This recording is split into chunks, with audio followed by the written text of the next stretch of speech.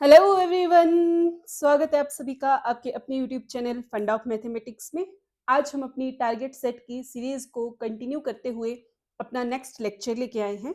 हमने complex analysis start किया है और ये हमारा कॉम्प्लेक्स एनालिसिस का सेकंड लेक्चर रहने वाला है।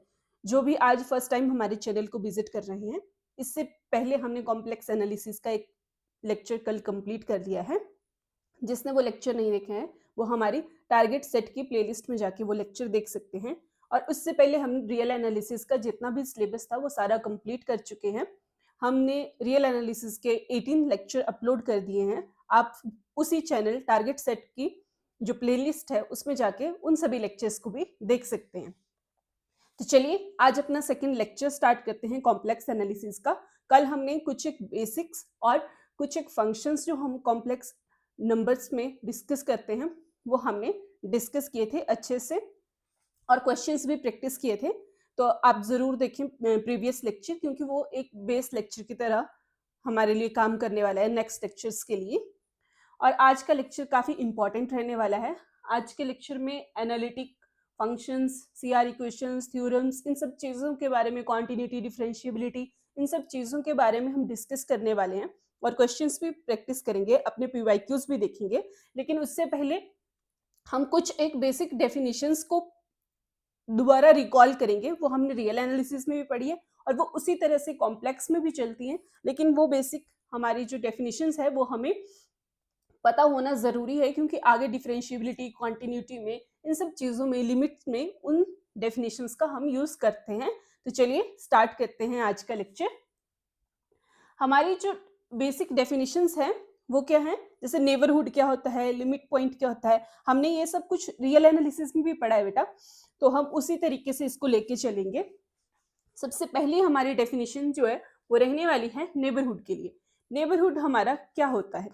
अब हमने नेबरहुड पढ़ा था हमारे रियल एनालिसिस में कि एक पॉइंट जिसके अराउंड का जो एरिया होता है वो हमारा नेबरहुड ऑफ द पॉइंट होता है।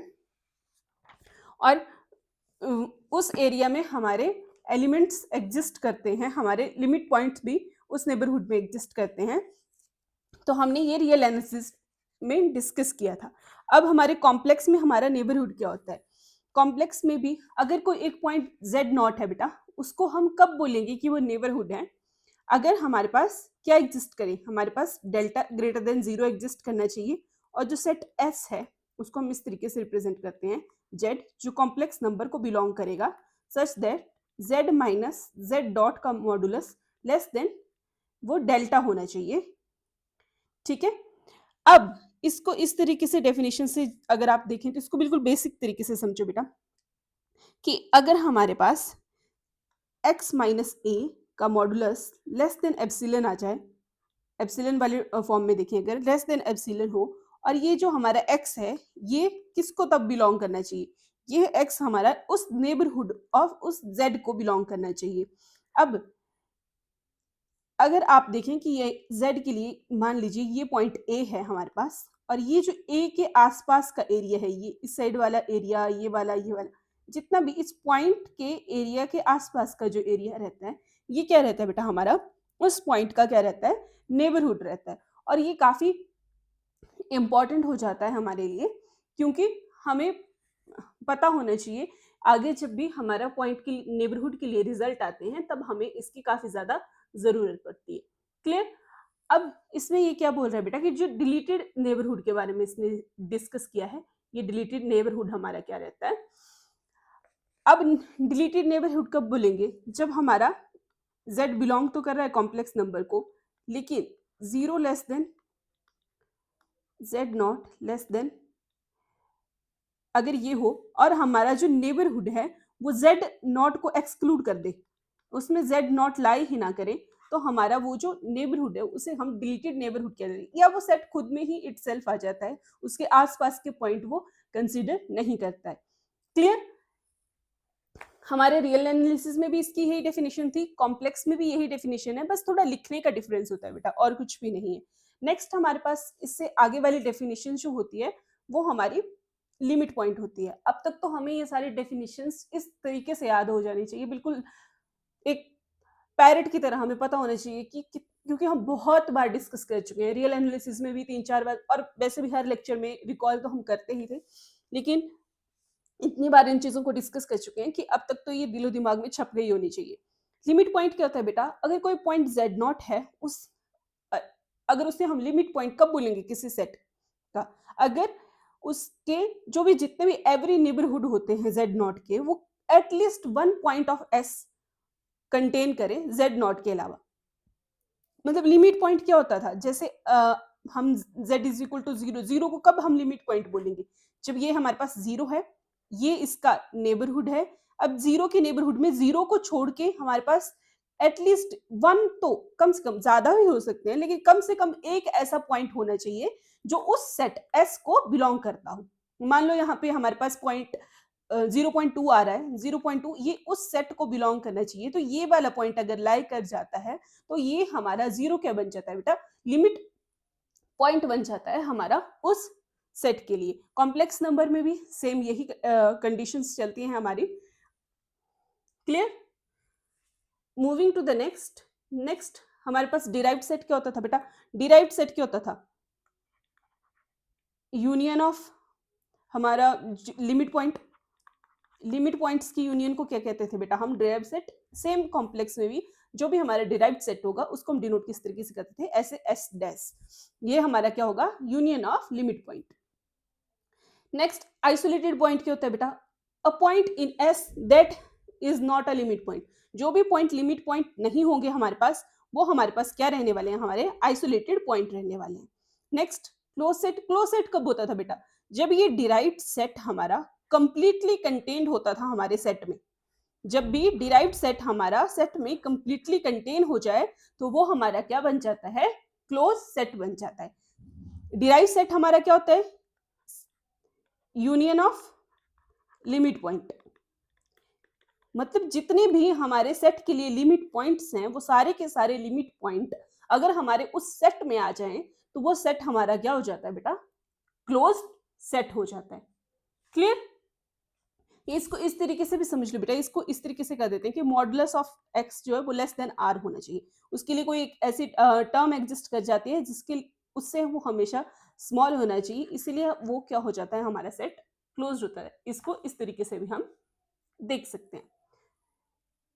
Moving to the next. I hope आपको क्लियर हो रहा होगा, आपका अच्छे से रिवीजन हो रहा है। रियल और कॉम्प्लेक्स को हम इंटरलिंक करते हुए चलेंगे बेटा, ताकि ज्यादा प्रॉब्लम ना आए आपको, क्योंकि ये दोनों ही पार्ट हमारे काफी डिफिकल्ट बन रहते हैं और प्योर रहते हैं, प्योर मैथमेटिक्स की कोर रहते हैं ये।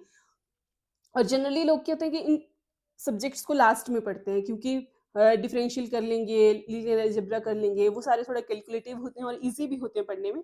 लेकिन हमने स्टार्ट ही डिफिकल्ट वन से करा है, क्योंकि इन टॉपिक्स को अच्छे से, कई बार ऐसा होता है कि हम इतने हाई फीस भी पे करते हैं, फिर भी ये टॉपिक हमें अच्छे से क्लियर नहीं हो पाते हैं, क्योंकि इन सब्जेक्ट्स में थोड़ा प्योर वाला फॉर्म ज़्यादा होता है। इसीलिए इनको जितना हो सके उतना रिजल्ट, थ्योरम्स, स्टेटमेंट्स आपने अच्छे से रिवाइज करके जाना है। और ये सिलेक्शन दिलाने वाले सब्जेक्ट भी होते हैं, अगर मेरी माने आप, तो सिलेक्शन दिलाने वाले सब्जेक्ट होते हैं।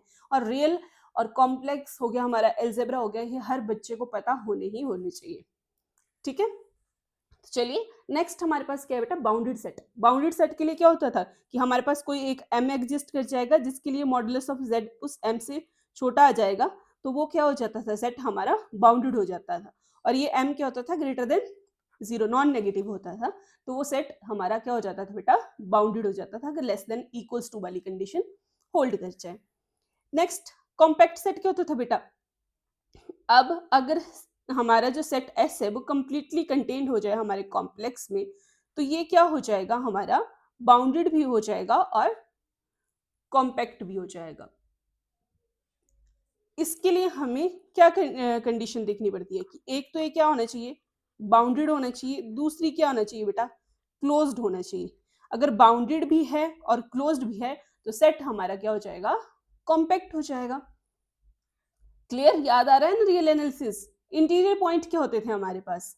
किसी पॉइंट को हम इंटीरियर पॉइंट कब बोलते थे?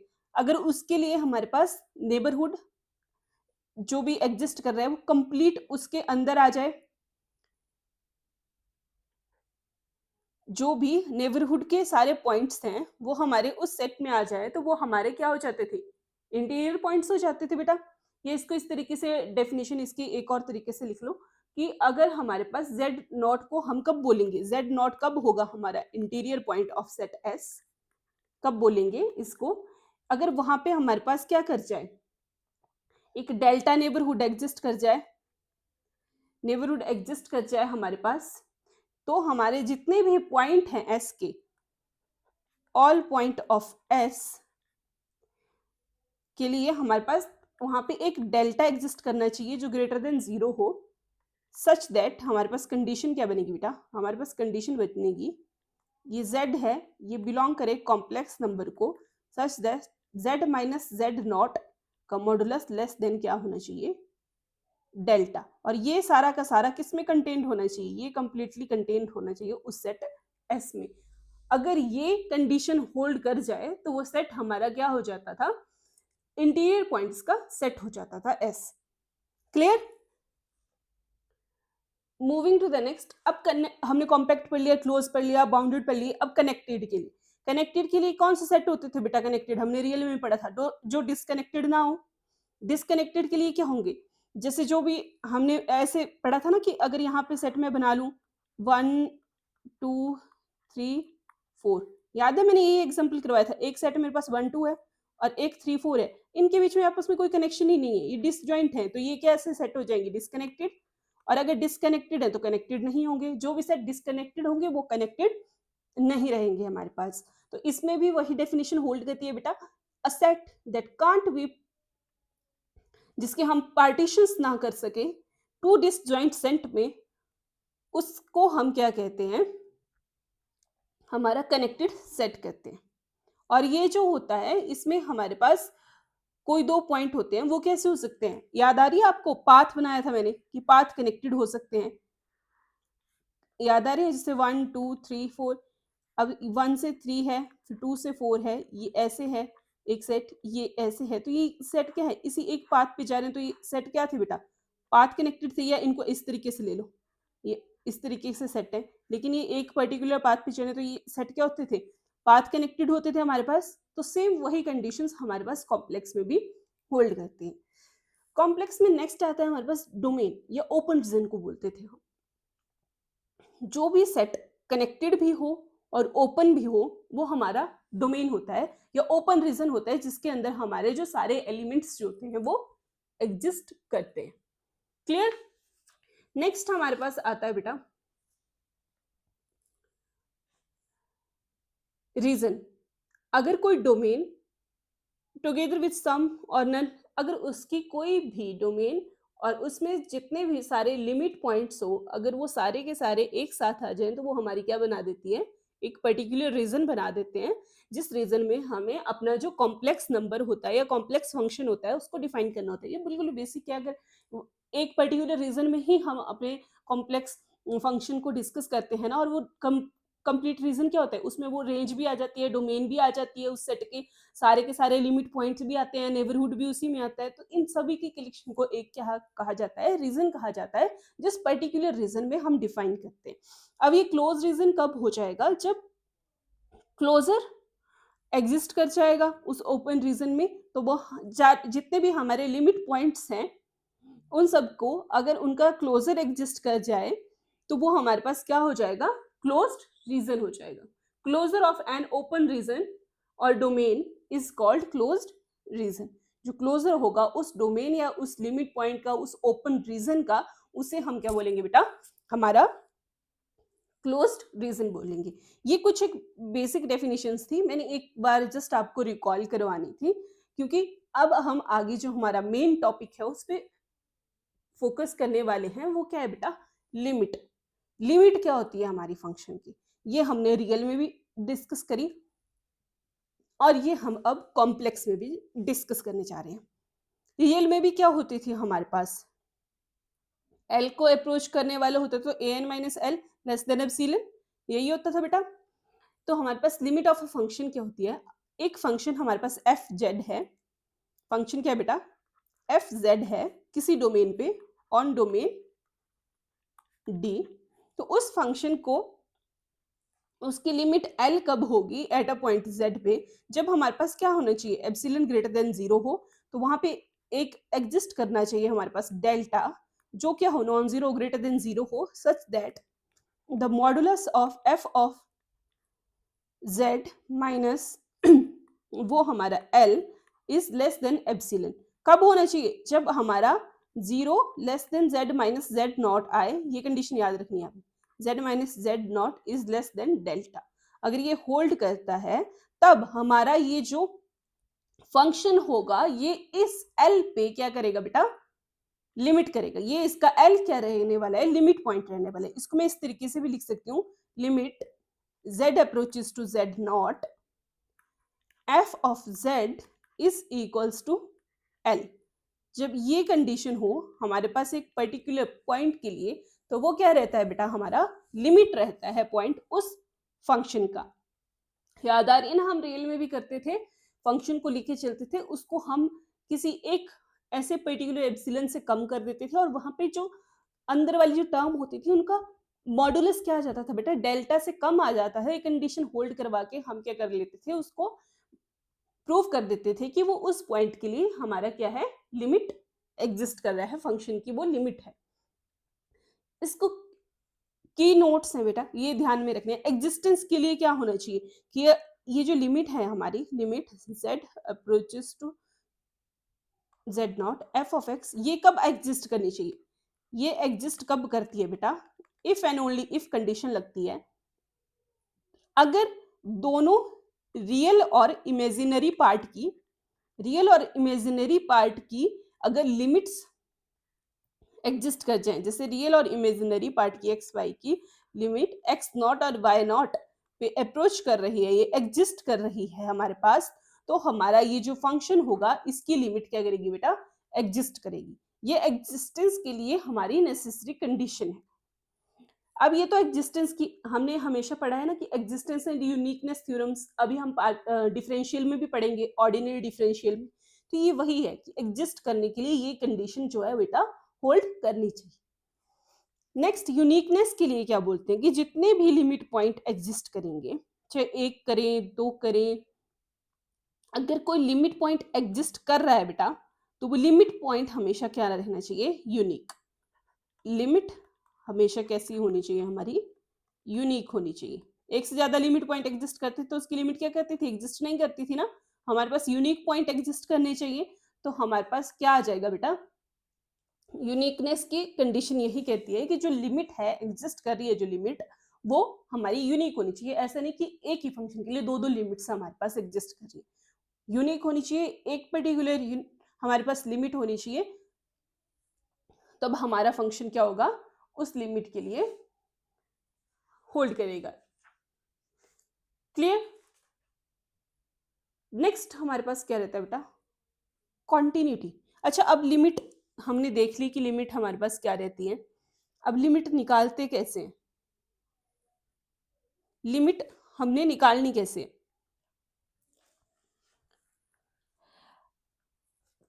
हमारे पास लिमिट के लिए कंडीशन क्या होनी चाहिए बेटा कि दोनों एग्जिस्ट करनी चाहिए, लेफ्ट हैंड लिमिट भी और राइट हैंड लिमिट भी। अगर दोनों एग्जिस्ट कर गई हमारे पास, तो हमारा फंक्शन क्या हो जाएगा, उसके लिए वो उस पर्टिकुलर लिमिट के लिए होल्ड कर जाएगा। जैसे मैं एग्जांपल ले रही हूँ प्रीवियस, यहाँ पे मैं एक एग्जांपल लेती हूँ बेटा, जस्ट अ सेकेंड।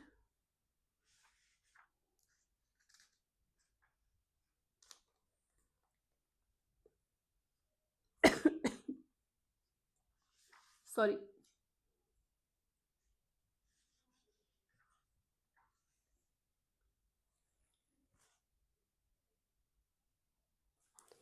जैसे मेरे पास मैं एग्जांपल ले लेती हूँ बेटा, मेरे को लिमिट निकालनी है, limit z approaches to infinity iota z square upon z minus one का होल स्क्वायर। मेरे को इसकी लिमिट निकालनी है, तो मैं कैसे निकालूंगी बेटा, सबसे पहले मैं क्या कर सकती हूँ, इस z को बाहर निकाल के z कैंसिल आउट करते हैं, जैसे हम n कैंसिल आउट करते थे रियल में, सेम वैसे ही करेंगे।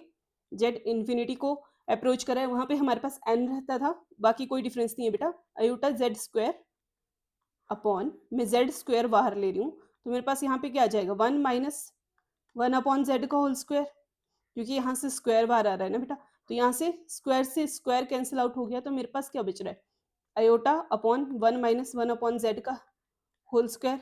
अब ये वाली कंडीशन हमारा एन जेड जो है वो इन्फिनिटी पे जा रहा है, सॉरी एन बोल दिया था मैंने, ये रियल वाला ही अभी तक मुंह में बैठा हुआ है कि एन अप्रोच करेगा, यहाँ पे कॉम्प्लेक्स में बेटा जेड होगा। अब ये जेड इन्फिनिटी पे जा रहा है तो ये हो गया 0, नीचे क्या बचा 1, तो हमारे पास क्या आ जाएगा आयोटा, तो हमारे पास लिमिट क्या आ रही है, लिमिट की वैल्यू क्या आ रही है बेटा, हमारे पास लिमिट क्या एग्जिस्ट कर रही है, लिमिट हमारे पास क्या आ रही है, आयोटा आ रही है। आयोटा हमारी क्या आ रही है, लिमिट आ रही है, हमारे जो फंक्शन हमने डिफाइन किया था इसकी लिमिट क्या आ रही है हमारे पास, z माइनस 1 का होल स्क्वायर, इसकी लिमिट क्या आ रही है बेटा हमारे पास, आयोटा आ रही है। इस तरीके से आपने अपनी लिमिट निकालनी है, लिमिट को सॉल्व करना है। क्लियर। नेक्स्ट अब हम मूव करेंगे बेटा continuity of a point. Continuity of a point क्या होती है, एक कॉम्प्लेक्स फंक्शन एफ जेड को कब हम कॉन्टिन्यूस बोलेंगे। वैसे इसकी स्टैंडर्ड डेफिनेशन, फॉर्मल डेफिनेशन जो मैंने ये नीचे मेंशन की है वो ये होती है कि जेड नॉट के लिए हमारे पास कोई सी होना चाहिए ग्रेटर देन 0, वहाँ पे हमारे पास एक डेल्टा एग्जिस्ट करना चाहिए जो ग्रेटर देन 0 हो, सच दैट जो हमारे पास फंक्शन की लिमिट होती है Z minus function of Z not का मॉडुलस लेस देन एप्सिलॉन आना चाहिए, जहाँ पे हमारे पास क्या होता है जेड माइनस जेड नॉट किससे कम होता है बेटा, डेल्टा से। अगर ये कंडीशन होल्ड कर जाए तो हमारा फंक्शन कॉन्टिन्यूटी में जाता है, ठीक है। लेकिन आपने बेसिकली क्या करना है, आपके पास ये 3 कंडीशन जो मैंने इस तरीके से डिफाइन करी है ये बेसिकली होल्ड करनी चाहिए, ये वाली कंडीशंस, ये 3 कंडीशंस, ठीक है। पहले तो आपके पास एफ ऑफ जेड नॉट को डिफाइन करना है आपने, फिर लिमिट निकालनी है आपने, लिमिट निकालनी है बेटा, limit z approaches to z naught F of z, ये क्या करनी चाहिए आपके पास, एग्जिस्ट करनी चाहिए, इसकी एक पर्टिकुलर वैल्यू आनी चाहिए, जैसे हमने पीछे लिमिट निकाली थी उसकी वैल्यू आई थी वैसे आपने लिमिट निकालनी है। और आपने क्या देखना है, एक आपने देखना है कि limit z approaches to z naught F of z जो है वो एफ ऑफ z नॉट के इक्वल होनी चाहिए। यहाँ पे 2 फंक्शन लेके चल रहे हैं ना बेटा, जो मतलब लिमिट आपकी एफ ऑफ जेड की आनी चाहिए वो एफ ऑफ जेड नॉट के इक्वल आनी चाहिए। अगर ये 3 कंडीशंस आपकी होल्ड कर जाती हैं तो आपका फंक्शन क्या हो जाएगा बेटा, आपका फंक्शन क्या हो जाएगा, कॉन्टिन्यूअस हो जाएगा। क्लियर। अब कॉन्टिन्यूटी के लिए ये एक रीजन के अंडर कॉन्टिन्यूटी के लिए है कि अगर हमारा एफ जेड को हम किस तरीके से डिफाइन करते हैं, हमारा एफ जेड क्या आएगा बेटा, कॉम्प्लेक्स नंबर का है तो u of x y real वाला part plus iota v of x Y ये हमारा इमेजिनरी वाला पार्ट, इस तरीके से फंक्शन हम डिफाइन करते हैं। ये कब कॉन्टिन्यूअस होगा, ये कॉन्टिन्यूअस होगा if and only if condition करती है कि अगर u और v कॉन्टिन्यूअस हैं, कॉन्टिन्यूअस फंक्शन है x और y के लिए, तो हमारा ये जो फंक्शन है कंप्लीट वाला ये क्या हो जाएगा, कॉन्टिन्यूअस हो जाएगा। और जो हमारा कंपोजिट फंक्शन होगा कॉन्टिन्यूअस फंक्शन का वो भी कॉन्टिन्यूअस होगा, ठीक है। ये 1-2 कंडीशंस आपको पता होनी चाहिए कि अगर ये u और v, क्योंकि हम कॉम्प्लेक्स नंबर डिस्कस कर रहे हैं ना बेटा, तो अगर u और v आपस में दोनों अलग हमारे कॉन्टिन्यूअस है फंक्शन, तो हमारे जो एफ जेड इसको जो कंबाइन करके हमने कॉम्प्लेक्स फंक्शन बनाया है वो क्या रहेगा, हमारा कॉन्टिन्यूअस रहेगा। चलिए अब मैं क्वेश्चन करवा देती हूँ कि हम कॉन्टिन्यूटी किस तरीके से चेक करते हैं बेटा। जैसे हमारे पास क्वेश्चन क्या दिया गया है, हमारे पास बोला गया है कि एफ जेड को हमें कॉन्टिन्यूअस चेक करना है, कहाँ पे चेक करना है, z इज इक्वल टू 0 के लिए कॉन्टिन्यूअस चेक करना है कि z इक्वल्स टू 0 पे वो हमारा फंक्शन जो है वो कॉन्टिन्यूअस है या नहीं है। हमारे पास फंक्शन दिया गया है z into real part of z upon z का मॉडुलस, ये कब है, जब हमारा z क्या है बेटा, नॉट इक्वल्स टू 0 है, और जब हमारा z इक्वल्स टू 0 है तो हमारे फंक्शन की वैल्यू क्या आ रही है, 0 आ रही है। अब कॉन्टिन्यूअस के लिए हमें क्या पता है कि क्या कंडीशन आनी चाहिए, लिमिट हमारी अभी जो हमने देखा कि हमारा क्या होना चाहिए, लिमिट बेटा जो हमारी z approaches to z naught है, f ऑफ z है वो f ऑफ z नॉट के इक्वल आनी चाहिए। यही कहा था ना हमने, मतलब यहां से हमें क्या मिल रहा है कि जो हमारी लिमिट z अप्रोचेस टू 0 पे कर रहे हैं ना हम बेटा डिफाइन, तो एफ ऑफ जेड जो है वो एफ ऑफ 0 के इक्वल आना चाहिए, क्योंकि 1 के तो z के लिए ये आ रही है और 0 पे हमारे पास क्या आ रही है, ये आ रही है, तो ये हमारा क्या होगा, एफ ऑफ जेड नॉट होगा। तो हमारे पास एफ ऑफ जेड की लिमिट जो है वो एफ ऑफ नॉट 0 के इक्वल आनी चाहिए। और यहाँ से हमें मिल क्या रहा है कि ये जो एफ ऑफ 0 है बेटा, ये किसके इक्वल है, 0 के इक्वल है। ये हमें क्वेश्चन से ही मिल रहा है, ठीक है। तो अब हमें बेसिकली इस वाले की जो ये रियल वाला पार्ट है इसकी लिमिट चेक करनी है। तो चलिए अब लिमिट निकाल लेते हैं। तो अगर मैं लिमिट के निकालने के लिए करूं, चलो यहाँ पे मैं पहले बेसिक आपका फंक्शन दिखा लेती हूँ आपको कि z ही बोला गया ना, यहाँ पे हमें कोई फंक्शन दिया थोड़ी ना गया। तो हम स्टैंडर्ड फंक्शन लेके चलेंगे बेटा, हमें z पता है, z क्या ले लेते हैं हम हमेशा से, क्या लेते हैं, x प्लस आयोटा बाई, जो स्टैंडर्ड फॉर्म होती है x प्लस आयोटा बाई या फिर a प्लस आयोटा बी, लेकिन अब x और y लेके चलते हैं क्योंकि हमने अभी डेफिनेशन में क्या पढ़ा कि x और y के लिए अगर फंक्शन होल्ड कर जाए तो, ठीक है। तो x प्लस आयोटा बाई ले रही हूँ मैं, तो यहाँ से मेरा रियल वाला पार्ट क्या बन गया, रियल z, रियल वाला पार्ट क्या रहा बेटा, x, रियल वाला पार्ट क्या आ गया मेरे पास, x। और हमने डिस्कस किया था कि मॉडुलस ऑफ z क्या होता है, हमेशा कल हमने डिस्कस किया था मॉडुलस ऑफ z क्या होता है बेटा, a square plus b square whole under the root होता था। यहाँ पे a और b क्या है, x और y, तो X square plus Y square whole under the root, ये हमारा क्या आ जाएगा, z मॉडुलस की वैल्यू आ गई। अब हमें इस फंक्शन के इन सभी टर्म्स की क्या मिल गई बेटा, वैल्यू मिल गई। अब हम वैल्यूज पुट करते हैं और अपना क्वेश्चन सॉल्व कर लेते हैं। तो हमारे पास क्या आ जाएगा बेटा, जस्ट अ सेकेंड, हमारे पास आ जाएगा लिमिट x अप्रोचेस टू 0, ऊपर क्या आएगा x, जो हमारा रियल वाला पार्ट था वो x ही था ना सिर्फ, और साथ में पूरा z आयोटा y अपॉन, नीचे क्या आएगा बेटा, अंडर रूट मॉडुलस वाली term X square plus Y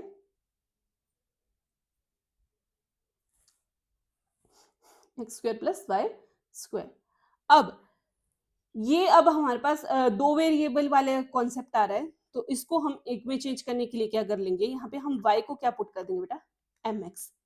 याद आ रही है स्ट्रेट लाइन की इक्वेशंस, उससे कुछ याद आ रहा है, y is equal to mx हम पुट कर देंगे। तो चलो हम पुट कर लेते हैं, तो हमारे पास क्या आ जाएगा, ओ सॉरी ये x नहीं है बेटा जी, ये z है।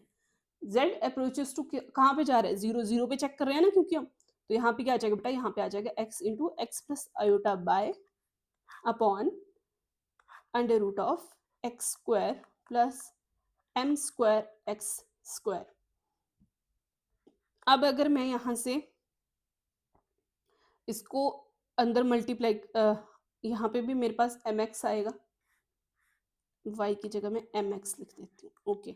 यहाँ से मैं x कॉमन निकालूँ तो ऊपर क्या हो गया एक्स स्क्वायर, अंदर क्या बचा 1 प्लस आयोटा m, और नीचे भी अगर मैं एक्स स्क्वायर बाहर निकाल लूँ बेटा, तो अंदर क्या बचेगा मेरे पास, एक्स स्क्वायर बाहर नहीं आएगा, क्योंकि अगर इसमें से एक्स स्क्वायर कॉमन लेते हो तो अंडर रूट के बाहर तो मेरे पास क्या बचेगा, एक्स ही बचेगा।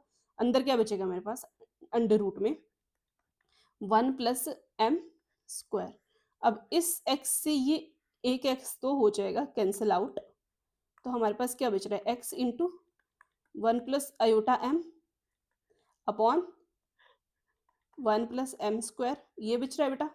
अब z कहाँ जा रहा है, ये 0 पे जा रहा है, z 0 पे जा रहा था, तो अब हमने x में वेरिएबल में ले रहे हैं, तो x कहाँ जाएगा, मतलब यहाँ पे हमें क्या मिलेगा, x अप्रोचेस टू 0 जाएगा। तो अगर x 0 जा रहा है बेटा मेरा, तो मेरे पास इसकी वैल्यू क्या हो जाएगी, 0, क्योंकि ये 0 इंटू 0 करके तो ये कहाँ भाग जाएगा, 0 पे। मेरे पास वैल्यू क्या आ रही है बेटा, 0। अब मेरे पास जब वैल्यू 0 आ गई, तो मेरे पास कंडीशन क्या बन रही है, लिमिट क्या बन रही है मेरे पास, limit z is equal to 0 ये आ रही है। तो y is equal to m x, जो भी हमारी सेट ऑफ लाइन है, ये हमारे ऑल सेट ऑफ लाइन बनेगी, सेट ऑफ ऑल लाइन, जितनी भी लाइन होगी वो यही इक्वेशन सेटिस्फाई करेगी। और कहाँ से पास करेगी, passes through z is equal to 0, मतलब ओरिजिन से पास करेंगी, 0 0 पॉइंट से पास करेंगी। तो यहाँ से हमें कंडीशन क्या मिल रहा है कि हमारा limit x approaches to 0 f of z किसके इक्वल आ रहा है, 0 के। तो यहाँ से ये किसके इक्वल आ रहा है, f ऑफ 0 के। क्योंकि हमारा एफ ऑफ जीरो क्या था, जीरो। तो अब ये कंडीशन हमारी सेटिस्फाई करेगी कि limit x z is approaches to z naught, f of z is equal to 0, f of z जो वो किसके इक्वल आ गया, f of z naught की। तो हमारी कंडीशन होल्ड कर गई। तो हमें क्या मिल गया कि f of z is continuous at z is equal to 0। जब भी हमारा z 0 होगा तो हमारा फंक्शन क्या होगा बेटा, कॉन्टिन्यूस होगा। तो इस तरीके से आपने कॉन्टिन्यूटी को चेक करना है। अभी आपको लग रहा होगा बहुत लंबा जा रहा है, लेकिन नहीं, ये बहुत बेसिक छोटा सा ही एग्जाम्पल है और बहुत इजीली हम कर सकते हैं। जब भी हम एग्जाम में करने लगते हैं तब हम इतना डिटेल में नहीं लिखते हैं, तो हम फटाफट लिखेंगे कि हमें पता ही रहता है कि हमारा z फंक्शन क्या आएगा, रियल पार्ट क्या आएगा, हमें मॉडुलस की वैल्यू भी पता होती है। डायरेक्ट हम क्वेश्चन में पुट करेंगे mx करके और हमारे पास 2 सेकंड में क्या आ जाएगा, इसकी वैल्यू हमें पता चल जाएगी, जीरो के इक्वल आ रही है, जो कि हमारी f ऑफ जीरो के इक्वल है और हमारा फंक्शन क्या हो जाएगा, कॉन्टिन्यूस हो जाएगा। तो इस तरीके से आपने चेक करना रहता है कि हमारा जो भी फंक्शन है वो कॉन्टिन्यूस है या नहीं है। क्लियर? चलिए आगे बढ़ते हैं। नेक्स्ट हमारे पास जो आता है बेटा वो आती है डिफरेंशिएबिलिटी। अब हमारा कॉन्टिन्यूटी हमने पढ़ ली, अब हमारे पास आती है नेक्स्ट चीज डिफरेंशिएबिलिटी। एक फंक्शन कब डिफरेंशिएबल होता है, ठीक है, क्योंकि कॉन्टिन्यूटी और डिफरेंशिएबिलिटी जब हम पढ़ लेंगे तभी हम जाके हमारे जो मेन चीज है एनालिटिक फंक्शन, हमारी कॉशी रीमन इक्वेशन, उसके ऊपर पहुंचेंगे, क्योंकि उनके लिए हमें कॉन्टिन्यूटी और डिफरेंशिएबिलिटी का पता होना बहुत जरूरी है। और ये जो एनालिटिक फंक्शन है बेटा, ये बहुत ही बहुत बहुत बहुत ज्यादा इंपॉर्टेंट रहता है, क्योंकि हर एक कॉन्सेप्ट में ये कहीं ना कहीं से अपना नाक घुसा लेता है, ये कहीं ना कहीं से आ ही जाता है, ऑप्शन में देखने को मिल ही जाता है आपको, ये एनालिटिक बड़ा देखने को मिलेगा अभी हमें। तो ये काफ़ी इंपॉर्टेंट रहने वाला है। आई नो थोड़ा लेक्चर बड़ा हो जाता है, थोड़ा पेशेंस के साथ आपने हमारे साथ बने रहना है और वीडियो को हो सके जितना हो सके उतना शेयर करो बाकी बच्चों के साथ भी, ताकि और बच्चों की भी हेल्प हो सके और भी बच्चे आके हमसे जुड़ सकें। तो चलो बेटा हम डिफरेंशिएबिलिटी डिस्कस करते हैं। सबसे पहले हमारा जो एफ जेड है वो सिंगल वैल्यू फंक्शन होता है किसी रीजन में। Okay, forget about the definition, direct करते हैं। हमारे पास एफ जेड कोई फंक्शन है, तो एफ की डिफरेंशिएबिलिटी किस तरीके से करते हैं, एफ डैश जेड इसी तरह डिनोट करते हैं। तो इस एफ डैश जेड की वैल्यू क्या आती है बेटा हमारे पास, लिमिट जेड किसको अप्रोच करना चाहिए, जेड नॉट को, F of z minus F of Z not upon Z minus z not. ये वैल्यू अगर हमारे पास एग्जिस्ट कर जाए तो हमारा ये जो फंक्शन होता है वो डिफरेंशिएबल हो जाता है। ठीक है, हमें बेसिकली ये वैल्यू जो है वो पता करनी चाहिए कि ये एग्जिस्ट कर रही है। अगर फाइनाइटली एग्जिस्ट कर रही है तो हमारा फंक्शन क्या हो जाएगा, डिफरेंशिएबल हो जाएगा। अब इसमें दिक्कत कहाँ आती है बेटा, अगर ये हमारा 0/0 फॉर्म बन जाए, अगर 0/0 फॉर्म बन जाए, जैसे अगर मैं ले लेती हूँ लिमिट एक्स अप्रोचेस टू, कर देती हूँ मैं ये, sorry Z approaches to Z naught जा रहा है बेटा, और मेरे पास फंक्शन एक ले लिया मैंने एफ जेड, एक ले लिया मैंने जी जेड। अब इनको डिफरेंशिएट करना है मेरे को। अब ये 0/0 फॉर्म बन जाए, अगर इधर 0/0 फॉर्म बन जाए बेटा, तो आपने क्या करना होता है, उन दोनों फंक्शन को डिफरेंशिएट करना होता है। और अगर यहाँ डिफरेंशिएट करने के बाद भी अगर आपकी 0/0 फॉर्म बन रही है तो आपने अगेन इसको डबल डेरिवेटिव कर देना है, डबल डेरिवेटिव पे मूव करना है। अगर यहाँ पे 0/0 फॉर्म नहीं बनती है, अगर बनती है तो इस तरीके से क्वांटिटी में चलता है। ये हमारे पास क्या रहता है, हमारा एल हॉस्पिटल रूल रहता है, एल एच रूल। ये हमारे पास हमारा एल हॉस्पिटल रूल रहता है। मैंने आपको जस्ट ऐसे बता दिया ताकि आपको पता हो कि बेसिकली ये हमारे पास क्या रहता है, किस तरीके से हम सॉल्व करते हैं। तो ये हमारी डिफरेंशिएबिलिटी की कंडीशन रहती है कि हमारा कब होता है फंक्शन डिफरेंशिएबल। क्लियर? अब नेक्स्ट जो चीज आती है बेटा, आ गया हमारा एनालिटिक फंक्शन। ये जो हमारा एनालिटिक फंक्शन होता है ये काफी इंपॉर्टेंट होता है। एनालिटिक फंक्शन कब एनालिटिक बोलते हैं किसी फंक्शन को at a point Z naught, अगर वो डिफरेंशिएबल हो उस पॉइंट जेड नॉट पे and in some neighbourhood around Z naught, और उसके नेबरहुड में भी अगर वो एनालिटिक कब होगा? जब वो उस पॉइंट z नॉट में और उसके नेबरहुड में क्या होगा हमारे पास, डिफरेंशिएबल होगा बेटा, तो वो हमारा फंक्शन क्या हो जाएगा, एनालिटिक हो जाएगा। इसको इस तरीके से भी लिख सकते हैं आप इसकी डेफिनेशन, अगर हमारा फंक्शन z नॉट पे एनालिटिक कब होगा, जब हमारे पास वहां पे देयर एग्जिस्ट अ नेबरहुड, जहां पे एक नेबरहुड एग्जिस्ट करेगा, तो z minus z not less than delta आना चाहिए बेटा हमारे पास, such that f dash of z क्या आना चाहिए, एग्जिस्ट करना चाहिए at all point of the neighbourhood, exists at all points of neighbourhood, जितने भी नेबरहुड के पॉइंट होंगे बेटा, उन सभी पॉइंट पे अगर हमारा उस फंक्शन का डेरिवेटिव एग्जिस्ट करता है, तो वो हमारा फंक्शन क्या हो जाएगा बेटा, एनालिटिक फंक्शन होगा। अगर ऐसा हुआ कि एक पर्टिकुलर पॉइंट पे तो एग्जिस्ट कर रहा है, लेकिन उसके नेबरहुड में एग्जिस्ट नहीं कर रहा है, तो हमारा फंक्शन जो होता है वो एनालिटिक नहीं होता है। अब एनालिटिक फंक्शन के साथ साथ हमें पता होना चाहिए हमारा एंटायर फंक्शन, हमारा फंक्शन एंटायर फंक्शन कब होता है। एंटायर फंक्शन कब होता है, अगर वो एनालिटिक हो हर एक पॉइंट में कॉम्प्लेक्स प्लेन के, तो वो हमारा फंक्शन क्या हो जाता है, एंटायर फंक्शन होता है। मतलब कि बेसिकली हमारा फंक्शन एनालिटिक ही होना चाहिए, लेकिन किसी एक पर्टिकुलर रीजन में नहीं, पूरे कॉम्प्लेक्स प्लेन पे अगर हर एक जगह पे हमारा फंक्शन एनालिटिक हो गया, तो वो क्या हो जाएगा, हमारा एंटायर फंक्शन हो जाएगा। ये एंटायर और एनालिटिक आपको अक्सर देखने को मिलेंगे आगे भी। तो एग्जाम्पल इसकी याद रखना बेटा, कि जैसे साइन जेड हो गए हमारे पास, कॉस जेड हो गए, या नॉर्मल जेड वाला फंक्शन हो गया, ये सारे के सारे फंक्शन क्या रहते हैं हमारे पास, एंटायर फंक्शन रहते हैं। ये पूरे के पूरे कॉम्प्लेक्स प्लेन पे क्या रहते हैं, एनालिटिक रहते हैं।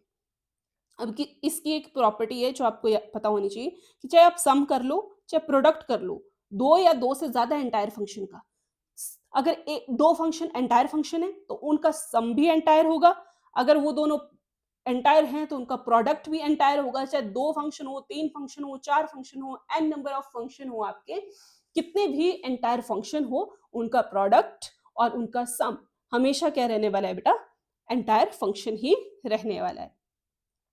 क्लियर? चलिए नेक्स्ट जो हमारे पास चीज है वो है हमारे पास बेटा कॉशी रीमन इक्वेशन। अब मैं एंटायर फंक्शन के साथ अभी आपको एंटायर फंक्शन निकालना कर देती, लेकिन उसके साथ अब कॉशी रीमन वाली इक्वेशन भी कर लेते हैं, क्योंकि ये भी बेसिकली एनालिटिक नेचर को ही बताती है हमारे फंक्शन की। अब कोई कॉम्प्लेक्स फंक्शन है हमारे पास, उसको एनालिटिक कब बोलेंगे किसी रीजन में, उसको एनालिटिक कब बोलेंगे बेटा, जब वो ये हमारी जो कॉशी रीमन इक्वेशन है इसको सेटिस्फाई कर दे। अगर वो इस इक्वेशन को सेटिस्फाई कर रहा है, तो वो हमारे पास क्या हो जाएगा बेटा, वो हमारे पास हो जाएगा हमारा एनालिटिक फंक्शन। और अगर वो हमारा इस कॉशी रीमन इक्वेशन को सेटिस्फाई नहीं कर पाता है, तो वो हमारा क्या होगा, एनालिटिक फंक्शन नहीं होगा। तो चलिए इसको देखते हैं, ये हमारी कॉशी रीमन इक्वेशन होती क्या है। बेसिकली हमारे पास कोई भी फंक्शन है, जैसे मैं एफ जेड ले लेती हूँ या डब्ल्यू इन्होंने लिया है, डेफिनेशन के अकॉर्डिंग लिख लेती हूँ। यू ऑफ एक्स वाई हमने अभी देखा कि इस तरीके से लिखते हैं, iota V of x Y, ये हमारे पास फंक्शन रहता है, कॉम्प्लेक्स फंक्शन। इसको कब बोलेंगे बेटा हम एनालिटिक, किसी रीजन में, रीजन आर में कब बोलेंगे बेटा, जब ये हमारा कॉशी रीमन इक्वेशन को सेटिस्फाई करेगा। कॉशी रीमन इक्वेशन हमारे पास क्या है, curly U upon curly X is equal to curly V upon curly Y, या फिर curly U upon curly Y is equals to minus of curly V upon curly X. या आप इसको इस तरीके से लिखिए बेटा, ये तो आपके इसको हमने इसके कर्ली ब्रैकेट की फॉर्म में लिखा है, लेकिन इसको आप डायरेक्ट इस तरीके से लिख सकते हैं शॉर्ट फॉर्म में, u x is equals to v y और u y is equal to minus of v x. ये दो हमारे पास चीजें सेटिस्फाई कर देता है अगर कोई फंक्शन, तो वो फंक्शन क्या हो जाता है बेटा, एनालिटिक हो जाता है उस एक पर्टिकुलर रीजन। क्लियर? इसकी नेसेसरी और सफिशिएंट कंडीशन यही बोलती है कि पहली बात तो एफ जेड एनालिटिक तभी होता है, नेसेसरी है हमारे पास कि ये दोनों कंडीशन क्या करें, होल्ड करें। सफिशिएंट कंडीशन में क्या बोलता है कि ये जो डेरिवेटिव हैं ये एग्जिस्ट करने चाहिए और कॉन्टिन्यूअस होने चाहिए किसी फंक्शन आर में, और अगर सेटिस्फाई करते हैं हमारे सी आर इक्वेशन को तो हमारा फंक्शन क्या हो जाएगा, एनालिटिक हो जाएगा। बेसिकली आपको इन पे ज्यादा फोकस करने की जरूरत नहीं है कि नेसेसरी और सफिशिएंट कंडीशंस क्या है। आपको बेसिकली पता होना चाहिए कि अगर इक्वेशन सेटिस्फाई कर रहा है तो हमारा एनालिटिक फंक्शन है, अगर नहीं कर रहा है तो हमारा एनालिटिक फंक्शन नहीं है। पर फिर भी आपने नेसेसरी और सफिशिएंट कंडीशन को इस तरीके से मतलब देख लेना है, याद रखना है, क्योंकि अगर स्टेटमेंट बेस्ड क्वेश्चन आ गया कि हमारे पास ये सफिशिएंट कंडीशन होती है तो आपको पता रहना चाहिए कि हाँ यही वाली कंडीशन जो होती है वो सफिशिएंट होती है और नेसेसरी वाली क्या होती है। बस आपको ऐसे याद होनी चाहिए कि ये कंडीशन जो है वो होल्ड करनी चाहिए। चलिए अब हमने ये तो पढ़ लिया कि एनालिटिक फंक्शन, ये सी आर इक्वेशन। अब इसकी ओके, फंक्शन कराने से इक्वेशन कराने से पहले मैं आपको इसकी पोलर फॉर्म भी बता देती हूँ इक्वेशन की। इसकी पोलर फॉर्म क्या रहती है बेटा, इसकी पोलर फॉर्म रहती है हमारे पास curly U upon curly R is equals to 1 upon R curly V upon curly theta, क्योंकि हमें पता है पोलर फॉर्म में आर और थीटा आते हैं हमारे पास। और curly V upon curly R किसकी इक्वल रहता है, 1 अपॉन आर उसी तरह रहेगा, बस यहाँ पे करली यू अपॉन करली थीटा होगा। ये आपने पोलर वाली फॉर्म भी याद रखनी है। इसमें जो हमें पता है कि ये तो हमने नॉर्मल फंक्शन नहीं होता है, पोलर फॉर्म में किस तरीके का फंक्शन होता है, z is equal to r e raised to power iota theta, r e raised to power iota theta, इस तरीके से हमारा फंक्शन होता है, ये आपने ध्यान रखना। ठीक है बेटा, और कंडीशन वही है हमारी, ये सेटिस्फाई होनी चाहिए। अब कुछ एक इंपॉर्टेंट रिजल्ट है वो भी सुन लो कि एनालिटिक, बेसिकली एनालिटिसिटी बोलती क्या है कि सी आर इक्वेशन जो वो सेटिस्फाई होनी चाहिए, मस्ट है। सी आर इक्वेशन सेटिस्फाई होगी तभी हमारा फंक्शन जो है वो एनालिटिक होगा। ठीक है, नेक्स्ट प्रॉपर्टी क्या बोलती है कि एनालिटिसिटी वर्सेस डिफरेंशिएबिलिटी। अगर फंक्शन एनालिटिक है तो वो डिफरेंशिएबल भी होगा एक से ज्यादा पॉइंट पे, अनकाउंटेबल नंबर ऑफ पॉइंट्स पे। अगर फंक्शन डिफरेंशिएबल है तो जरूरी नहीं है कि वो फंक्शन हमारा एनालिटिक हो।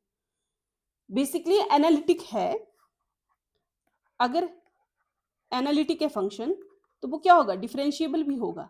लेकिन अगर कोई फंक्शन डिफरेंशिएबल है तो नीड नॉट कि वो हमारा एनालिटिक भी हो। जरूरी नहीं है फंक्शन तो हमारे पास निकल जाता है, डिफरेंशिएशन हो जाती है फंक्शन की, लेकिन वो हमारे कंडीशन को सेटिस्फाई नहीं करता है। अगर हमारा U x is equal to U Y नहीं आ रहा है तो हमारा फंक्शन क्या होगा बेटा, डेरिवेटिव तो एग्जिस्ट करके दोनों के, लेकिन इक्वल नहीं आ रहे हैं, तो हमारी कंडीशन क्या हो गई, कॉशी रीमन इक्वेशन सेटिस्फाई नहीं हुई, तो मतलब फंक्शन एनालिटिक नहीं होगा। लेकिन डिफरेंशिएबल तो है ना, उसके डेरिवेटिव तो एग्जिस्ट कर रहे हैं। तो ये आपने याद रखना है कि अगर फंक्शन एनालिटिक है तो वो हमेशा डिफरेंशिएबल होगा ही होगा। लेकिन अगर फंक्शन डिफरेंशिएबल है तो जरूरी नहीं है कि वो आपका फंक्शन जो है वो एनालिटिक हो। क्लियर, इस रिजल्ट पे जब हमारे पास स्टेटमेंट बेस्ड आंसर आता नहीं है, स्टेटमेंट बेस्ड ना भी आए, कोई एक पर्टिकुलर वैल्यू आए और बोले कि ये फंक्शन इस वैल्यू के लिए एनालिटिक है बट डिफरेंशिएबल नहीं है इस पॉइंट के लिए, तो आपने वही समझ जाना है कि अगर एनालिटिक है पर डिफरेंशिएबल नहीं है, ये तो कॉन्ट्रडिक्शन आ गया। अगर एनालिटिक होगा तो डिफरेंशिएबल भी होगा ही होगा। लेकिन अगर उल्टा वाइस वर्सा उल्टा केस आ जाए कि हाँ डिफरेंशिएबल है एट पॉइंट एक्स पे लेकिन हमारा एनालिटिक नहीं है उस पॉइंट एक्स के लिए, तो ये कंडीशन होल्ड कर सकता है। तब आपने चेक करना है कि हाँ इसके लिए एनालिटिक बन रहा है या नहीं। लेकिन अगर इस तरीके से आ जाए कि हाँ हमारा एक पॉइंट एक्स के लिए फंक्शन हमारा एनालिटिक है लेकिन उस एक पॉइंट एक्स पे हमारा फंक्शन डिफरेंशिएबल नहीं है, तो आपने वहीं पे उसको पॉइंट आउट कर लेना है कि ये स्टेटमेंट हमारा रॉन्ग है। इस तरीके के क्वेश्चंस आपने बस अपना जितना भी प्योर वाला पार्ट होता है बेटा, उसमें सबसे इंपॉर्टेंट चीज जो रहती है वो आपकी रहती है presence of mind.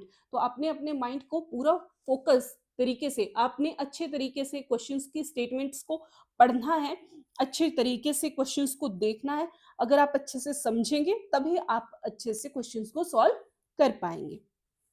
I hope आपको क्लियर हो रहा होगा।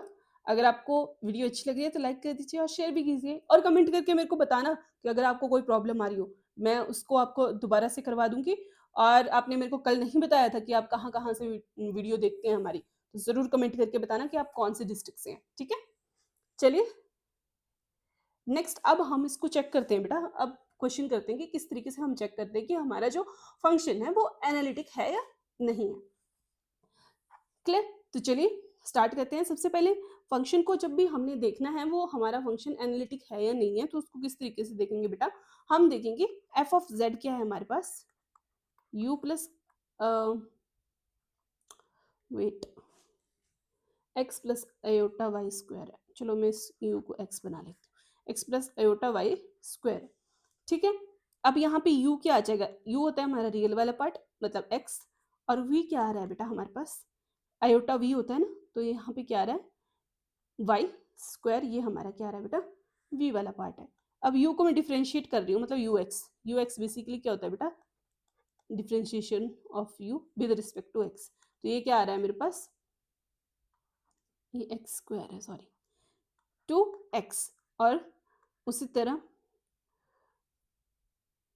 वी एक्स क्या आ रहा है, डिफ्रेंशिएशन कर रहे हैं हम v की विद रिस्पेक्ट टू x, अब इसमें x वाली टर्म नहीं है तो पार्शियल डेरिवेटिव क्या आ जाएगा बेटा, जीरो। अब v of sorry u of y करेंगे हम,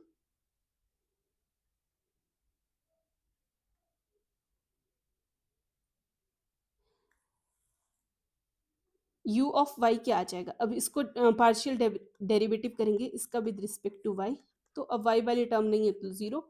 उसी तरह v ऑफ y क्या आ जाएगा बेटा हमारे पास, partial derivative with respect to y, y वाली टर्म है तो टू y। अब हमारे पास इनकी वैल्यूज आ गई फंक्शंस की, ठीक है। अब वैल्यूज आ गई तो हमारे पास क्या आ जाएगा, हमारे पास यू एक्स की वैल्यू किसके इक्वल आनी चाहिए, वी वाई के, तो यू एक्स की वैल्यू क्या आ रही थी बेटा हमारे पास एक्स, और वी वाई की वैल्यू क्या आ रही थी वाई, तो X is equal to Y, और हमारे पास साथ साथ में वी ऑफ एक्स की वैल्यू किसके इक्वल आनी चाहिए, माइनस ऑफ यू वाई के,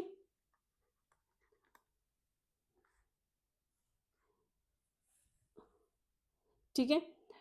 तो यहां से हमें क्या मिल रहा है बेटा कि x is equal to Y, ये हमारी लाइन बन रही है, या y is equal to X, क्योंकि एम एक्स इस तरीके से लिखते हैं, तो y is equal to X, ये हमारी क्या बन गई, लाइन बन गई, जिस लाइन के लिए हमारा फंक्शन जो है वो सी आर इक्वेशन सेटिस्फाई कर रहा है। अब डिफ्रेंशिएट कर ले इसको, अब ये जो वाला हमारा फंक्शन है ये सिर्फ इसी लाइन के ऊपर, चलो पहले डिफ्रेंशिएबल कर लेते हैं, एफ ऑफ जेड क्या हमारा डिफ्रेंशिएबल होगा एट जेड नॉट मतलब इस पॉइंट के लिए, इस लाइन के ऊपर तो डिफ्रेंशिएबल होगा, बट अगर जेड नॉट के अलावा कोई और पॉइंट आ गया हमारा, ये जेड हमारा function F of Z is not differentiable at each point. Each point के लिए डिफरेंशिएबल क्यों नहीं होगा बेटा, क्योंकि जितने भी हमारे पॉइंट होंगे वो इसी लाइन को एक सेटिस्फाई करेंगे, y is equal to X को, जितने भी सारे के सारे जितने भी पॉइंट होंगे वो सिर्फ इसी लाइन पे करेंगे, और उसके नेबरहुड में कोई पॉइंट एग्जिस्ट नहीं करेगा, तो हमारा जो फंक्शन होगा वो फंक्शन भी सिर्फ इसी पॉइंट पे डिफरेंशिएबल होगा, बाकी आसपास के नेबरहुड में डिफरेंशिएबल नहीं होगा। तो अगर सिर्फ एक ही पॉइंट पे फंक्शन डिफरेंशिएबल आ रहा है बाकी पे नहीं आ रहा है, तो हमारा फंक्शन क्या हो जाएगा, एनालिटिक नहीं होगा। तो एफ ऑफ जेड क्या आ गया हमारे पास, एनालिटिक नहीं आया, हमारा फंक्शन क्या हो गया, एनालिटिक नहीं हुआ। तो ये कंडीशन आपने ध्यान में रखनी है कि हमारा फंक्शन जो होना चाहिए वो एनालिटिक होना चाहिए। अच्छा, ये सेकंड वाली कंडीशन पे मैंने इतना ही लिखा, ओके, ये दोनों की वैल्यू बेटा जीरो थी, इसीलिए ये दोनों इक्वल रहेंगे, ठीक है। Zero is equal to minus of zero doesn't make any difference. तो ये कंडीशन तो सी आर इक्वेशन तो होल्ड कर रहा था हमारे पास, पर कर रहा था सिर्फ उसी एक लाइन पे y is equal to X पे ही सारे पॉइंट लाई कर रहे थे, अब उसके आसपास उसके नेबरहुड में नहीं जा रहे थे। अगर फंक्शन उस पॉइंट के लिए तो हमारे पास डिफरेंशिएबल आ गया, लेकिन हर एक पॉइंट के जो नेबरहुड है उसके नेबरहुड के पॉइंट के लिए वो डिफरेंशिएबल नहीं आएगा, तो हमारा एफ ऑफ जेड क्या हो जाएगा बेटा, एनालिटिक नहीं होगा। आपने इस तरीके से ध्यान रखना है। नेक्स्ट है हमारे पास हार्मोनिक फंक्शन। ये हार्मोनिक फंक्शन क्या होता है बेटा, बेसिकली डेफिनेशन को आप एक साइड रखो, ये बेसिकली होता है delta y is equal to zero, ये बेसिकली डेल्टा नहीं होता है हमारे पास, उल्टा, ओहो मैंने उल्टा लिख लिया, लैप्लास इक्वेशन, सेटिस्फाई करता है। ये क्या होती थी लैप्लास इक्वेशन, ये इज इक्वल्स टू 0, एफ है ये एफ, ठीक है। या इसको इस तरीके से भी लिख सकते हैं, curly U upon curly X square plus curl square U upon curl Y square is equals to 0। अगर ये कंडीशन सेटिस्फाई करते हैं, मतलब basically F of X X plus F of Y Y किसके इक्वल आना चाहिए, 0 के। अगर ये इक्वेशन सेटिस्फाई करता है कोई फंक्शन, तो वो हमारा कैसा हो जाएगा, हार्मोनिक फंक्शन हो जाएगा। हेलोमॉर्फ के लिए भी यही कंडीशन होती है कि हमारे लैप्लास इक्वेशन को जो है वो होल्ड करना चाहिए।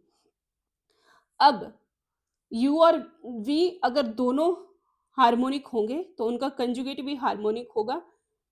Function v is the harmonic conjugate of function u। अगर u हम हार्मोनिक है तो v भी हार्मोनिक होगा, और दोनों के दोनों हार्मोनिक होंगे हमारे डोमेन पे। जो भी हमारी डोमेन होगी उसके ऊपर हमारे दोनों फंक्शन क्या होंगे बेटा, हमेशा हार्मोनिक होंगे। और ये क्या करेंगे, हमेशा हमारी कॉची रीमन इक्वेशन सेटिस्फाई करेंगे, मतलब ux is equal to v y और v x is equal to minus of u y. ये कंडीशन हमारा होल्ड करेंगे, रीमन कॉची रीमन इक्वेशन को हमेशा क्या करेंगे, सेटिस्फाई करेंगे। और अगर सेटिस्फाई कर रहे हैं तो हमारे पास ये क्या होंगे, हमेशा हमारे एनालिटिक होंगे। क्लियर। अब चलिए कुछ एक क्वेश्चंस कर लेते हैं हम। हमारे पास बेसिकली क्या दिया गया बेटा, हमारे पास u की वैल्यू दी गई है for all real x,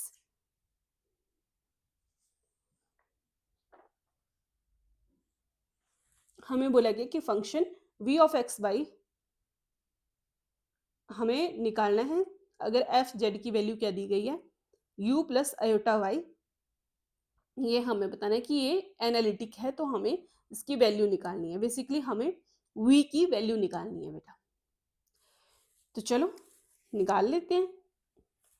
u हमारे पास दिया गया है, तो डायरेक्ट देखते हैं u क्या दिया गया बेटा, 2x इंटू 1 माइनस वाई। इसको मैं खोल के लिख लेती हूँ, क्या आ जाएगा, 2x माइनस 2x वाई, ये आ रहा है मेरे पास। अब इसको मैं डिफ्रेंशिएट कर रही हूँ, ux की वैल्यू क्या आ जाएगी, विद रिस्पेक्ट टू x कर रहे हैं तो यहाँ पे x है तो 2, और यहाँ पे भी x है तो माइनस 2y, ये ux की वैल्यू आ गई। अब uy की वैल्यू निकाल लेते हैं बेटा। uy की value with respect to y करेंगे डिफ्रेंशिएट, तो ये वाली तो 0 हो जाएगी, यहाँ से क्या आ जाएगा हमारे पास, minus of 2x। Simple differentiation है। आई होप आप सबको समझ आ रहा होगा। अगर प्रॉब्लम आ रही है तो आप मुझे बता सकते हैं, ठीक है। ये हमारे पास माइनस ऑफ 2x आ गया। अब हमारी कंडीशन क्या बोलती है बेटा, हमारी कंडीशन क्या बोलती थी कि जो हमारा कॉची रीमन, क्योंकि ये हमारा फंक्शन एनालिटिक है ना, तो हमारे पास कंडीशन कॉची रीमन कंडीशन होल्ड करेगा। अगर फंक्शन जो है वो हमारा क्या दिया गया है, एनालिटिक है, तो कॉची रीमन कंडीशन तो नेचुरली होल्ड करेगा। वो क्या होती थी, ux किसके इक्वल होता था, v ऑफ y के, v ऑफ y के इक्वल होता था। तो यहाँ से ux क्या आ रहा था हमारे पास, 2 माइनस 2y, तो यहाँ से vy की वैल्यू क्या मिल गई बेटा हमें, 2 माइनस 2y, ux के इक्वल आता है क्योंकि वो, तो हम यहाँ से vy की वैल्यू मिल गई। अब ये तो डिफरेंशिएबल है, डिफरेंशिएशन होने के बाद की वैल्यू है, तो v की वैल्यू हमें निकालनी है, तो इंटीग्रेट कर लेते हैं। जब मैं इंटीग्रेट करूंगी, इंटीग्रेट करते हैं तो डिफरेंशियल से इंटीग्रेशन वाला कॉफिशिएंट कट हो जाते हैं, तो हमारे पास v बचेगा, यहाँ पे v, और इससे प्रीवियस टर्म पे जाओ तो यहाँ पे पक्का y होगा, तभी डिफरेंशिएट करके हमारे पास ये आया था। तो हमारे पास क्या होगा यहाँ पे 2y, और यहाँ पे हमेशा हमारे पास यहाँ पे पावर 1 हुई है डिफरेंशिएशन के बाद, तो n माइनस 1 हो जाती है, तो मतलब 2 होगा, 2 माइनस 1, क्योंकि यहाँ पे 1 आ रही है, तो यहाँ पे आ गया 2y स्क्वायर अपॉन 2, यहाँ से 2 से 2 कैंसिल हो जाएगा बेटा, प्लस g ऑफ x, एक फंक्शन हमारे साथ इंट्रोड्यूस हो जाता है g ऑफ x। तो यहाँ से मेरे को v की वैल्यू क्या मिल रही है बेटा, v की वैल्यू क्या मिल रही है मेरे पास, 2y minus Y square plus G of X. अब हमें बेसिकली इस g ऑफ x की वैल्यू फाइंड आउट करनी होती है। अब हमें पता है कि अगर एक कॉची रीमन इक्वेशन होल्ड कर रहा है, तो हमें पता है u ऑफ y जो है minus of v of x के इक्वल आएगा, ठीक है। और ये जो v वाली टर्म है, इसमें सिर्फ हमारे पास यही वाली टर्म x है, तो जब इसको हम डिफरेंशिएट करेंगे तो वो किसके इक्वल आ जाएगा, minus of G dash X, क्योंकि यही डिफरेंशिएट होगी विद रिस्पेक्ट टू एक्स, बाकी तो ये जीरो हो जाएंगी। तो हमारे पास क्या रहा है, minus of G dash X. तो यहाँ से हमें वी एक्स की वैल्यू क्या मिल गई बेटा, जी डैश एक्स, ठीक है। और हमारे यू वाई की वैल्यू क्या थी, यू वाई की वैल्यू थी हमारे पास माइनस ऑफ 2y। तो माइनस से इसमें भी माइनस था, कैंसिल आउट हो गया, तो 2y किसके इक्वल आ रहा है, जी डैश एक्स के, सॉरी 2y नहीं 2x था, लेट मी चेक, 2x था वैसे, हाँ ये वाली वैल्यू 2x थी, हाँ यहाँ पे 2x आ गया, ओके।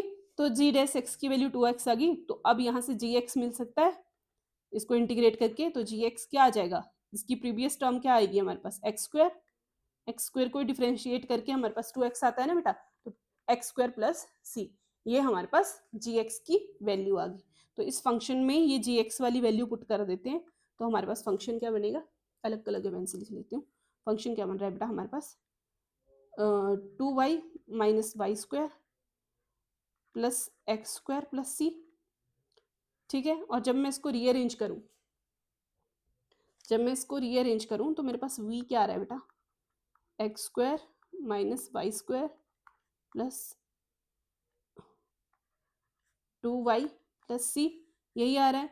लेकिन यहाँ से मेरे को रिजल्ट नहीं मिल रहा है, तो अगर मैं इसमें इसको कंप्लीट स्क्वायर, क्योंकि हमारे पास ऑप्शन में कंप्लीट स्क्वायर वाली टर्म्स थी ना, आई थिंक मैंने क्वेश्चन गलत कर दिया, स्लाइड पे ज़्यादा लगाना चाहिए था।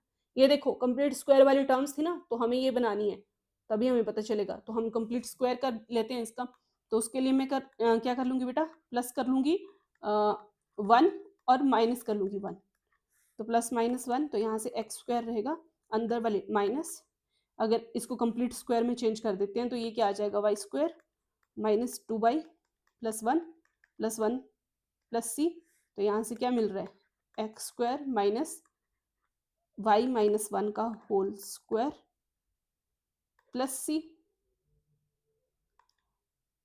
यही बन रहा है ना बेटा।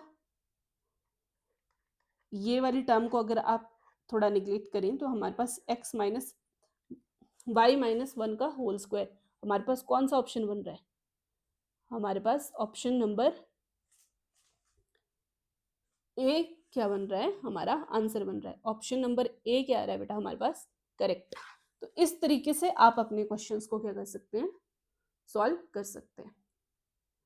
Moving to the next question हमारे पास क्या बोला गया बेटा, नेक्स्ट क्वेश्चन बोला गया है कि अगर हमारे पास फंक्शन कोई कॉम्प्लेक्स वैल्यूड फंक्शन दिया गया है, हमें चेक करना है ये होलोमॉर्फिक है या नहीं है। बेसिकली होलोमॉर्फिक हो या हमारे पास हार्मोनिक, उसके लिए हमारे पास क्या करना होता है, हमें एक ही चीज़ है, लैप्लास इक्वेशन को सेटिस्फाई करना है। क्योंकि हर एक ऑप्शन में अगर आप ध्यान से देखो हमें होलोमॉर्फिक ही दिख रहा है, तो लैप्लास इक्वेशन कर लेते हैं फटाफट, डायरेक्ट लिखेंगे अब फटाफट। यहाँ से हमारे पास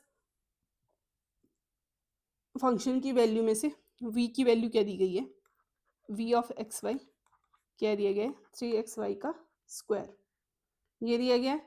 तो यहाँ से वी एक्स क्या आ जाएगा, विद रिस्पेक्ट टू एक्स करेंगे तो 3y square, V with respect to y करेंगे तो ये 2 मल्टीप्लाई हो जाएगा आगे 6x,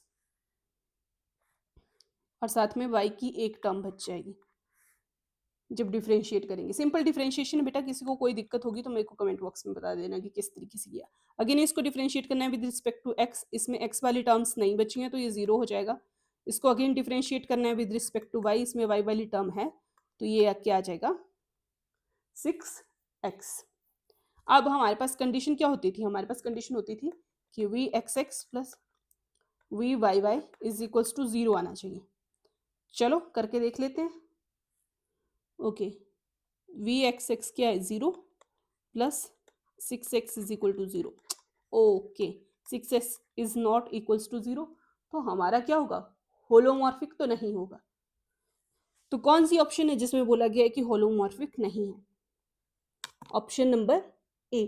तो हमारा ऑप्शन नंबर ए क्या हो जाएगा बेटा, करेक्ट।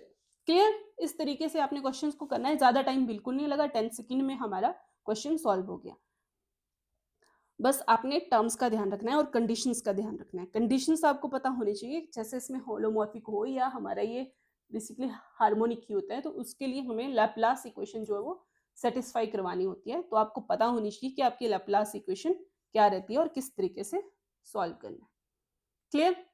नेक्स्ट हमें क्या बोल रहा है बेटा? हमें बोल रहा है कि हमारे पास कोई फंक्शन पी जेड दिया गया है, क्यू जेड दिया गया है, कोई दो फंक्शन दिए गए हैं नॉन जीरो कॉम्प्लेक्स पॉलिनोमियल के।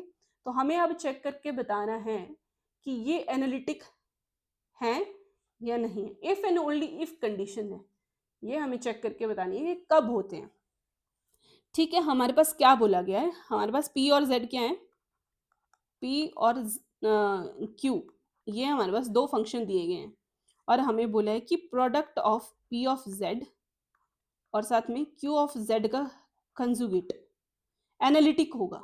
कब होगा? Is analytic. याद आ रहा है कल रिजल्ट? एनालिटिक कब होते हैं बेटा? कल भी हमने ऐसा एक रिजल्ट पढ़ा था ना कॉन्जुगेट के लिए, याद आ रही है कुछ? ये वाली कंडीशन कॉन्जुगेट की कब होती थी? जब वो इज इक्वल टू मतलब फंक्शन कैसे होते थे? कांस्टेंट। तो एनालिटिक कब होगा? जब ये वाला फंक्शन हमारा क्या हो जाएगा? कांस्टेंट। कांस्टेंट फंक्शन के लिए एनालिटिक होगा। ये तो हमने कर लिया डायरेक्ट उस तरीके से, लेकिन अब इसको ध्यान से देखें। ए और बी हमारे पास मतलब पी जेड और क्यू जेड कोई कॉम्प्लेक्स पॉलिनोमियल्स हैं। ठीक है, इसको अब एनालिटिक वाली कंडीशन से देखते हैं। ठीक है बेटा, ये तो मैंने डायरेक्ट ही कर दिया, बिना देखे वाला हिसाब हो गया ये, मतलब जस्ट एक स्टेटमेंट से पता चल गया, लेकिन आप इसको ध्यान से देखो, आपको बिल्कुल बेसिक से चलना है। पी और क्यू दो हमारे पास कॉम्प्लेक्स पॉलिनोमियल है। कैसे हैं? पॉलिनोमियल फंक्शन है। अब अगर ये दोनों कॉम्प्लेक्स पॉलिनोमियल फंक्शन है और ये एनालिटिक भी है, तो इन दोनों का प्रोडक्ट भी क्या होगा? अगर इन दोनों का प्रोडक्ट एनालिटिक है तो यहाँ से हमें क्या मिल जाएगा कि ये वाला जो फंक्शन है वो भी क्या आना चाहिए? एनालिटिक।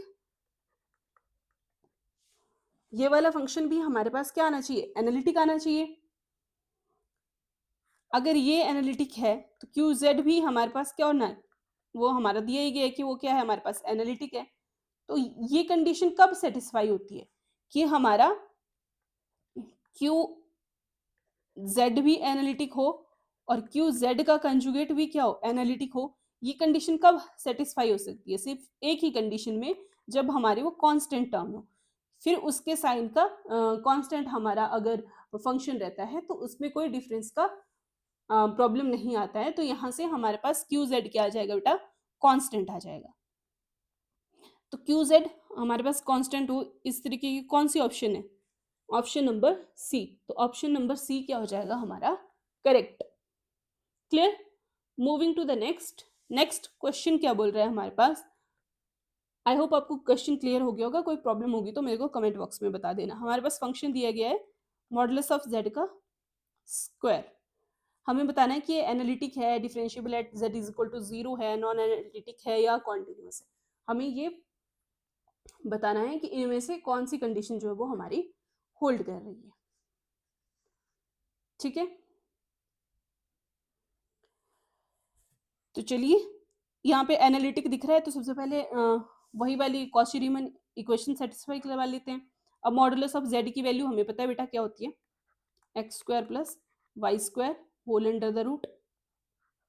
अब इसका मॉडुलस ऑफ जेड का स्क्वायर है तो इसका स्क्वायर होगा, तो इस स्क्वायर से ये कैंसिल आउट हो गया, तो मॉडुलस ऑफ जेड के स्क्वायर की वैल्यू क्या आ गई हमारे पास? एक्स स्क्वायर प्लस वाई का स्क्वायर। अब सी आर इक्वेशन देख लेते हैं, कॉची रीमन इक्वेशन सेटिस्फाई करेगा कि नहीं। यू एक्स जो है वो वी वाई के इक्वल आना चाहिए और यू वाई जो है वो माइनस ऑफ वी एक्स के इक्वल आना चाहिए।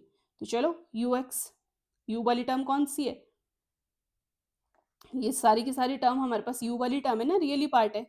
यू क्या है हमारे पास? X square plus Y square. और वी वाली टर्म क्या है हमारे पास? 0। तो हमारे पास वी एक्स भी क्या आएगा? 0। वी वाई भी क्या आएगा? 0 बेटा। और यहाँ से यू एक्स क्या आ रहा है? विद रिस्पेक्ट टू एक्स करेंगे तो 2x, और यू वाई क्या आएगा? विद रिस्पेक्ट टू वाई करेंगे तो 2y। यही आ रहा है हमारे पास।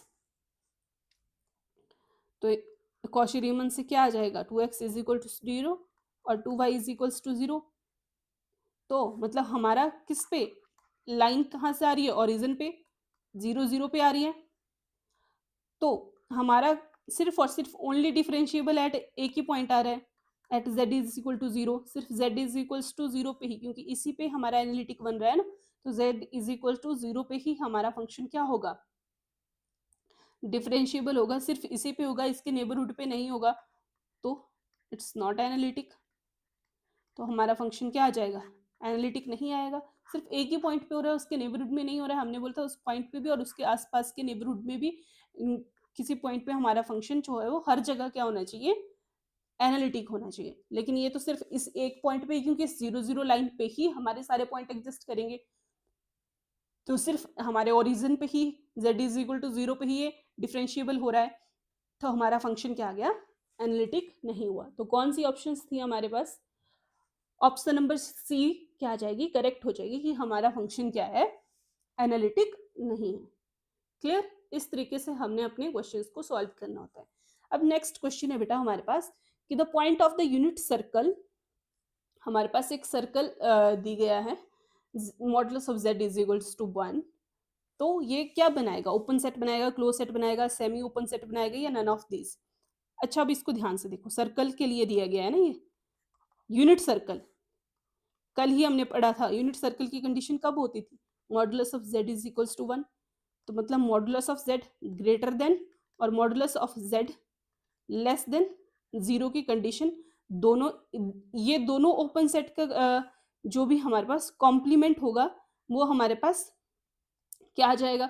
अब इन दोनों का कॉम्प्लीमेंट क्या होगा, ये तो दो ओपन सेट है, तो इन दोनों ओपन सेट का कॉम्प्लीमेंट क्या आ जाएगा, एक क्लोज सेट। ओपन सेट का कॉम्प्लीमेंट क्या आ जाएगा, क्लोज सेट। तो हमारा ये जो यूनिट डिस्क है बेटा, ये क्या बन गई, बेसिकली एक क्लोज सेट। तो हमारा कौन सा ऑप्शन करेक्ट हो जाएगा, option number B. Next question क्या बोल रहा है कि complement of the unit circle. अब तब यूनिट सर्कल था तो उन ओपन सेट का कॉम्प्लीमेंट ले रहे थे, अब इसने उस यूनिट सर्कल का ही कॉम्प्लीमेंट कर दिया। अगर यूनिट सर्कल का कॉम्प्लीमेंट कर दिया हमारे पास, तो हमारे पास जो modulus of z less than equals to 0, modulus of z greater than 0, ये दोनों कंडीशन होल्ड करेंगी और ये क्या बन जाएगा हमारे पास, ओपन सेट। क्या बन जाएगा, एक ओपन सेट। तो हमारा ऑप्शन क्या हो जाएगा, A will be the correct option. अब नेक्स्ट हमारे पास क्या क्वेश्चन है, if the set S is open then which of the following is not always true. S does not contain its boundary point, S में boundary points नहीं होंगे, S contain करेगा boundary points को, S have finite boundary points, fix finite number of boundary points होंगे, या S contain करेगा सारे limit points को। इसमें से कौन सी कंडीशन ट्रू नहीं होगी हमेशा जब हमारा S जो वो ओपन सेट है। अब ओपन सेट पे हम बहुत बार डिस्कस कर चुके हैं अपने रियल में भी, कॉम्प्लेक्स में भी। तो ये क्वेश्चन आप खुद करेंगे, ये क्वेश्चन आपके पास क्या रहने वाला है, ये क्वेश्चन रहने वाला है आपका होमवर्क। इस क्वेश्चन का आंसर आप मेरे को कमेंट बॉक्स में बताएंगे। मल्टी सेलेक्ट भी हो सकता है, सिंगल ऑप्शन सेलेक्ट भी हो सकता है, तो ध्यान से हर एक ऑप्शन के लिए चेक करना है। कमेंट बॉक्स में इसका आंसर देंगे आप मेरे को, और चैनल को आई थिंक आप तक तो आपने सब्सक्राइब कर भी लिया होगा, और शेयर करना है जितना हो सके उतना बाकी बच्चों के साथ भी। तो आज के लेक्चर को यहीं पे रैप अप करते हैं, मिलते हैं कल एक नए लेक्चर के साथ। तब तक के लिए अपना ध्यान रखिए, बाय बाय।